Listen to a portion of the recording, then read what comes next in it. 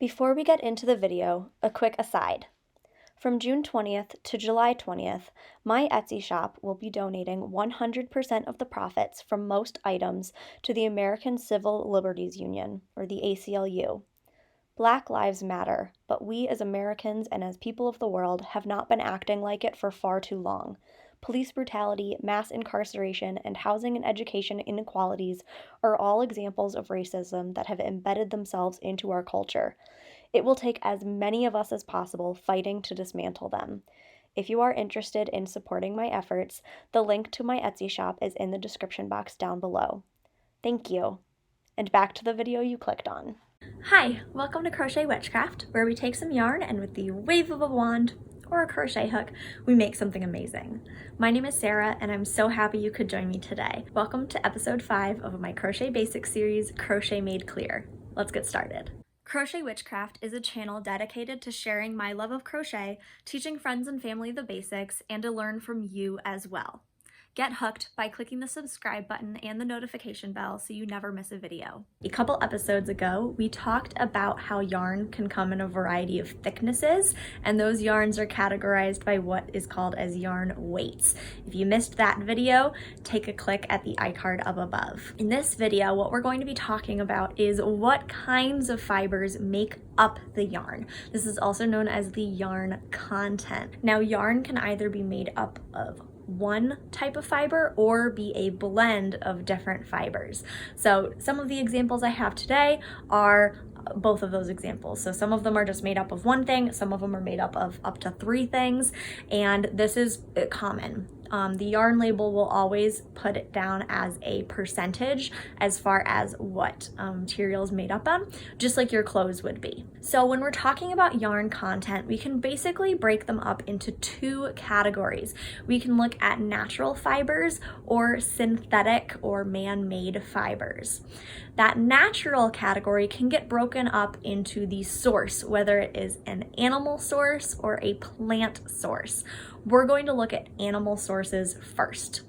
So the first yarn I want to talk about today is wool. Now, wool historically is from sheep, and it is an incredibly warm fiber. It works to keep you really, really warm in the winter. But, and this is the science nerd in me coming out, because of thermodynamic properties, insulation works both ways. So in the winter, the wool will work to keep the body heat close to your body, whereas if you wear a wool garment in the summer, it will work to keep the heat outside of your body. So it will work to keep you cool longer, which is why, even though it might seem weird, a wool summer garment can actually be quite cool. Another nice thing about wool is that it tends to be long lasting. Now, a downside of wool is that it can be expensive depending on the source, and another downside is that some people will have allergies. Several different animal fibers contain a chemical compound called lanolin. This works to help keep the coat nice and silky and smooth and shiny. Some people will have an allergic reaction to it. So one of the things that I would advise if you are making a garment for somebody, check with them to see if they have an allergy to wool. Most people will know if they have an allergic reaction to it or not. An example of wool that I have from my collection is this Fair Isle Kodiak yarn. So this is 100% superwash wool. Now, normally you wouldn't want to put a crocheted or knitted item that was made out of wool into the washing machine. There are a couple things that can happen. Either the product can shrink, or the yarn fibers themselves can become felted together. Both of those will make the product essentially unusable. Now, one of the things that yarn producers are starting to do with wool is undergoing a process where they essentially remove the fluffy outer layer of the yarn as it's being made. And you will know that that yarn has undergone that process if in the yarn composition you see the word superwash. You can see the superwash with wool, you can see superwash merino. We'll talk about merino in a second, but this is an example. And if you're interested, this is in the colorway Dark Night. Now, the second type of yarn I want to talk about is alpaca. Now, alpaca comes from alpacas, and it is a super warm fiber. However, it is usually more expensive than regular wool. So I do not have any 100% alpaca yarn, but I do have a yarn from Lion Brand called Touch of Alpaca. Now this yarn is a blend. It is made of 90%, 90% acrylic and 10% alpaca. So alpaca, like I said, is very warm. If you kind of look, you can see some of this fluffy texture. That's from the alpaca, not the acrylic. This is the colorway Purple Aster. I'm going to be making a hat out of this for next winter, and I'm really excited about it. The next type of yarn that we will talk about is cashmere. So cashmere comes from goats, originally from the Kashmir region, and cashmere is incredibly expensive, but it is so soft. So again, I don't have any 100% cashmere yarn, although it does exist. I have an example, and this is already balled up. Normally it's in a skein. But this is from Dream in Color yarn. I got this at a local yarn shop, and this is their Jilly with Cashmere yarn. This is a hand-dyed fingering weight yarn. It is just beautiful. It has all sorts of colors with kind of like a white base to it. And this was a hand-dyed, kind of a 1 month only from a couple years ago.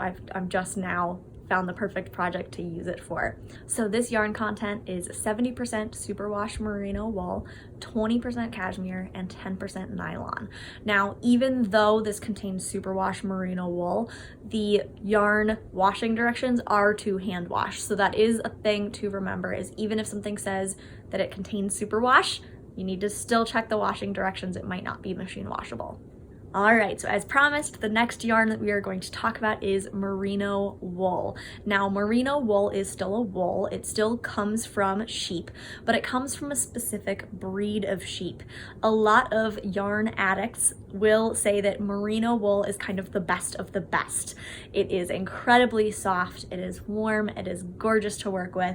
And one of the nice things about merino wool is that for people who have mild allergic reactions to regular wool, tend to not experience the same amount of a reaction from merino wool, just due to the different concentrations of lanolin. So an example of merino wool that I have, now I don't have anything again that is 100% merino wool, but just to kind of show that it can be used in blends as well, I have this Caron X Pantone collaboration. This is the colorway Lapis. The yarn composition of this yarn is 60% acrylic, 20% nylon, and 20% merino wool. And then again, the Dream in Color Jilly with Cashmere also is mostly merino wool. This is 70% merino wool. Now, some other animal-based fibers I don't have in my collection, but I'll kind of throw up some pictures here as I'm talking. There is Angora fiber, which is from Angora rabbits. There is mohair yarn, which is from the Angora goat. I know that's a little confusing. There are yarn that you can get from other animals like bison, camel, llama, musk ox, yak, as well as mink. And then I also want to include silk in animal-based, just because it is created from the silk spun by silkworms. So even though it's not technically a fur-based fiber, it is technically animal based, so I'm going to include silk in here as well. So let's move on to the second half of natural yarn fibers, which would be your plant-based fibers. Now, the most common plant-based fiber absolutely has to be cotton. Cotton has been used for thousands of years as a yarn fiber. You've seen me work with it on this channel a lot. Cotton is one of my favorite things to work with, especially in the summer this time of year. And cotton is from a plant, it's from the cotton plant. And one of the nice things about cotton is that it tends to be incredibly breathable, which is perfect for summer garments.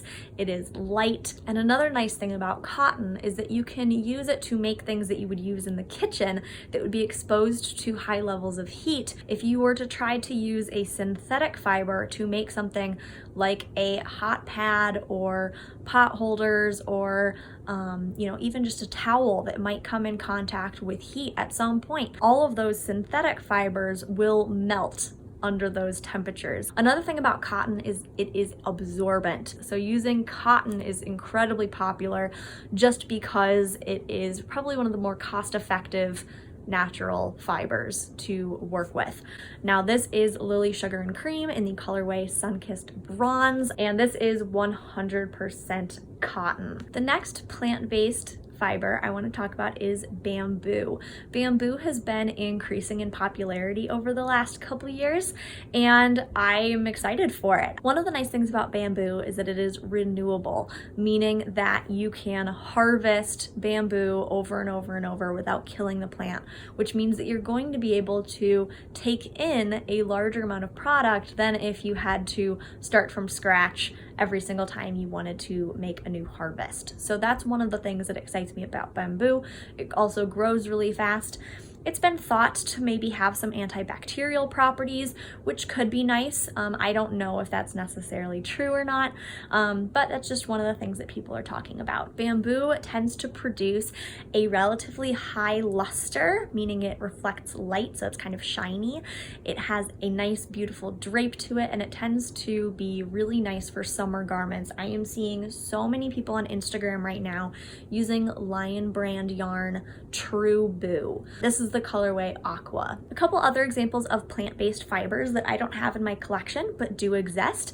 A common one would be linen. So linen comes from the flax plant and tends to be another really good for summer yarn because it tends to be nice and light and breathable, especially, if you think about clothing, linen clothes tend to be your ideal summer clothing for just being nice and light and breathable.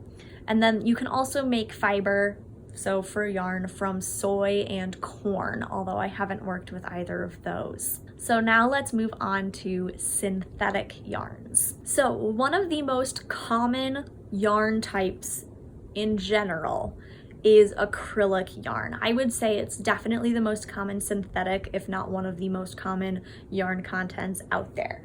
Acrylic comes in a wide variety of colors, partially because synthetic yarns will hold on to dye and color more easily than your natural yarns. So you will be able to see color in acrylic yarns in some more shades that you might not be able to truly see in natural yarns. The other thing is that the color fastness is a lot better, meaning that the color is going to last a lot longer than in a natural fiber. So this is just an example of one of the types of acrylic I have in my collection. This is Red Heart Super Saver. You can get this pretty much anywhere. This is in the colorway Light Sage, and this is 100% acrylic. Another nice thing about acrylic is that it is 100% machine washable and dryable. So that is incredibly nice when you are making things to use around the home, especially things that might need to be washed more frequently. So I almost exclusively use acrylic and cotton, because cotton is also machine washable. I will use those two exclusively for making things for babies and young children, just because I know that children can sometimes make messes, and those items will need to be washed a little bit more regularly just for safety and sanitary reasons. The next type of yarn I wanted to talk about is polyester. So this is where my science nerdy side is about to come out. My background is in chemistry. Polyester is not actually referring to a specific compound. Polyesters are actually a category of compounds. Some of those polyesters are actually naturally occurring, and some of them are synthetic. When we're talking about polyester in yarn, most of the time we are going to be referring to a compound called PET, or polyethylene terephthalate. I'll put that on the screen here because it is kind of a crazy word, polyethylene terephthalate. It's used in a lot of novelty yarns. So I think of any of the Bernat velvet yarns, as well as the Bernat blanket yarns. Those are all 100% polyester. So this is an example of Bernat baby blanket. This is in the colorway Mini Succulents. It tends to be nice and soft. It is also machine washable and dryable.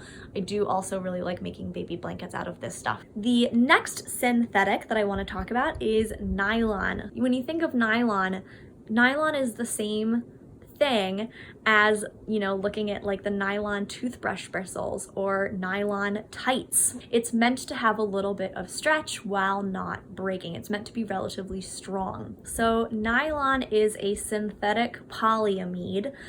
Again, sorry, I'm a science nerd. And so a polyamide is a chain of tiny repeating units. That gives it a lot of structure and strength to the overall chain. So a lot of times you will see nylon used in a blend. So I have a couple different examples of things that do include nylon. I've already showed them to you, but the first example here was this Dream in Color Jilly with Cashmere yarn, which contained 70% merino wool, 20% cashmere. This also contains 10% nylon. So that nylon just allows for a little bit more strength. It also means that it's going to be less likely for the yarn to break apart when it undergoes tension. So if I were to pull on this, if it were made of just that wool and cashmere, it would be more likely for the yarn to break than if that nylon is included in there. It just gives it a little bit more structure and stability. The other thing that I've already shown that has nylon in it, this is the Caron X Pantone yarn in Lapis, and this contains 20% nylon with that 60% acrylic and 20% merino wool. Again, that nylon is just going to be used for a little bit of extra stability. So the last kind of yarn I'm going to talk about in this video is rayon. Now, rayon is one of those things that I consider to be a semi-synthetic yarn. So it's in the synthetic category, but only kind of. So rayon is a manufactured and regenerated cellulose, typically from wood pulp. So cellulose gives the plant a lot of structure. It's another chain like nylon of repeating units. It's just that those repeating units are different. So when we're looking at cellulose from wood pulp, it's going to create something that is incredibly soft and incredibly cool. Now, a downside of rayon is that it is not able to insulate your body heat. So you are not going to want to wear something that is made out of rayon in the middle of winter during a blizzard. However, in the summer, when you want to be nice and cool, rayon is a wonderful option. Now, there are several products that are out on the market that might have different names, but are made of rayon and essentially use the same process. So one of these examples would be modal fabric and lyocell fabric. If you see those words, that is a rayon. Also, viscose is another example of rayon. So I've mentioned in a couple videos in the past, some of my kind of more specialty yarns have contained a small amount of viscose. That is a type of rayon.